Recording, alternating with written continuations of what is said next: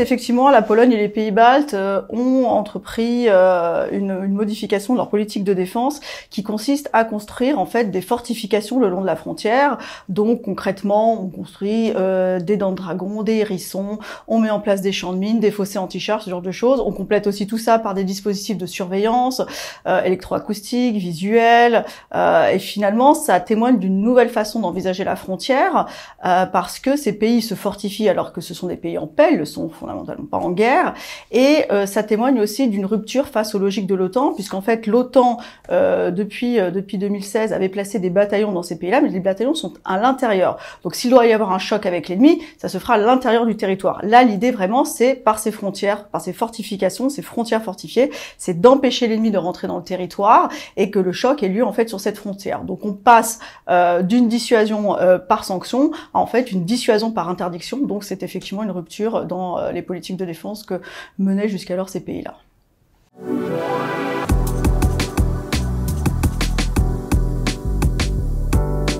Le corridor de Suwałki, c'est une bande de terre entre l'esclave de Kaliningrad et le Bélarus, et donc c'est une bande de terre en fait qui est le seul point de passage terrestre entre la Pologne et les États baltes. Donc concrètement, si ce point de passage est pris par un ennemi potentiel comme la Russie, eh bien en fait les États baltes se retrouvent complètement isolés. Donc c'est vraiment un point crucial, c'est un peu le talon d'Achille en fait de la défense du flanc oriental. Alors évidemment, ces pays en construisant leurs fortifications, eh bien visent à minimiser un peu ce talon d'Achille, mais évidemment ils n'ont pas fortifié ce point de passage, puisque c'est un point de passage vital entre les États baltes et la Pologne, et l'entrée de nouveaux pays dans l'OTAN, comme la Suède ou la Finlande, ne résout que partiellement ce problème, parce qu'il n'y a pas évidemment de frontière commune entre ces pays-là et les États baltes. Donc c'est vraiment le talon d'Achille et le maillon faible en fait du flanc oriental et de la défense de l'OTAN, et qui donc a une intention particulière dans les politiques de défense de cette région-là.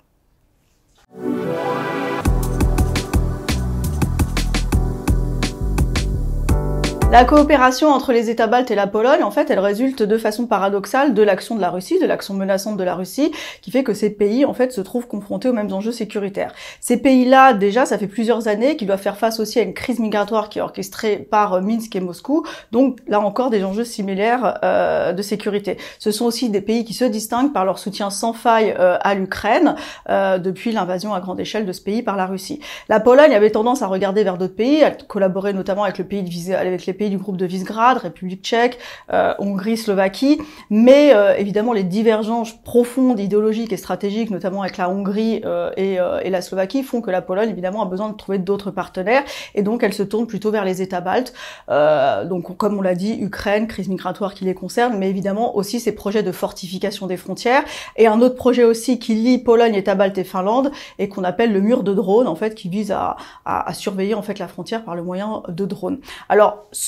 cette coopération, elle s'incarne aussi par exemple dans des exercices militaires en commun, elle s'incarne aussi dans la volonté de vouloir acheter du matériel militaire en commun, mais elle ne doit pas faire oublier que cette coopération, elle n'a rien de naturel. Il y a une dizaine d'années de cela, on considérait que la plus mauvaise relation bilatérale en Europe, c'était la relation entre la Pologne et la Lituanie. Et c'est dû notamment à des problèmes liés aux minorités polonaises qui sont présentes notamment en Lituanie. Donc, si la coopération doit perdurer au-delà du moment en fait, du moment lié à l'Ukraine et à la crise migratoire, eh bien en fait, ces pays-là ne pourront en fait s'abstenir de résoudre en fait ces conflits un peu plus profonds qui les divisent.